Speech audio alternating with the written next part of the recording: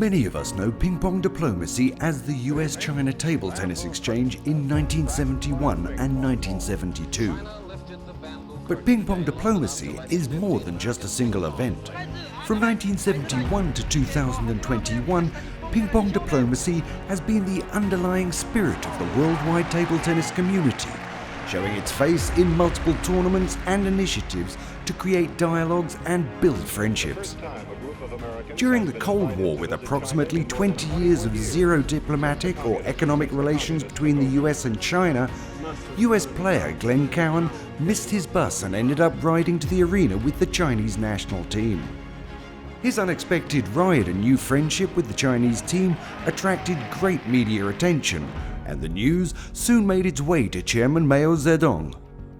A few days later, Mao invited the US team on a visit to China. The US table tennis team landed in China on the 10th of April and became the first American delegation to set foot in the Chinese capital since 1949. Teams from Australia, Canada, Colombia, England, New Zealand and Nigeria also visited China shortly after the 1971 World Championships. The Chinese team was invited to the US by President Nixon for a series of exhibition matches. One of them took place at the United Nations headquarters. The Chinese team also visited the White House. Since then, Ping Pong Diplomacy has made a name for itself. It stands for a platform to create dialogue, build bridges, and make friends. After 35 visits from the ITTF President Ichiro Ogimura from Japan, aka the Ping Pong Diplomat, and 22 rounds of talks between the two countries in over 5 months, the first unified Korea team was formed. For the first time in history, the Korean Republic and DPR Korea competed not against each other, but next to each other. The women's team spectacularly defeated the seemingly invincible Chinese team in the final and stood on the award podium together as Korea. Organised by the Qatar Table Tennis Association, the Peace and Sport Table Tennis Cup has seen the Korean Republic and DPR Korea partnered up again. Other than the two Koreans, US and Russia, India and Pakistan also competed as pairs. We deliver a strong message to the world, especially in table tennis world, make the peace through sport. They don't want to compete against each other. They want to compete together as a unified Korea, a decision supported by the ITTF. The ITTF Foundation project, One Korea, One Table, became the driving force behind both teams, playing together in several tournaments of the Seamaster 2018 ITTF World Tour, leading to the spectacular result of winning silver at the ITTF World Tour Grand Finals.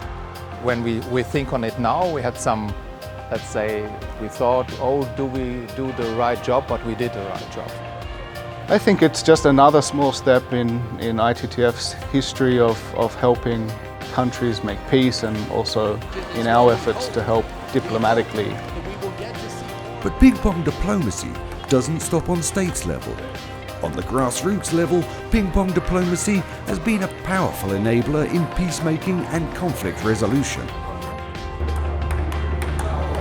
Ping Pong Pays used table tennis as a tool to assist underprivileged children and youngsters and brought hope to those displaced because of the guerrilla warfare in Colombia. A post-conflict project targeted at children, youth and people with disabilities, Ping Pong Badame brought together children from different neighborhoods in a conflicted society and fostered integration among individuals with disabilities. Ping Pong Pay supported the demobilization of child soldiers and brought together children from 4 different villages where tribal conflicts were a frequent occurrence. 50 years after the original event, the ITTF Group has announced 2021 and 2022, the Biennale of Ping Pong Diplomacy. And I think through sport we can open a lot of doors, and that's how I can see sport and table tennis is a good tool to create peace and understanding. Taking place on the 6th of April 2022, the upcoming World Table Tennis Day focuses on using table tennis for peacemaking, both on states and on grassroots level. The ITTF group declared this year, 2021 and 2022, as the biennial of the Ping Pong Diplomacy. And there will be several actions during these 2 years to commemorate what has been done by the ITTF in these last 50 years, but also to produce new actions and to bring countries together, to bring communities together.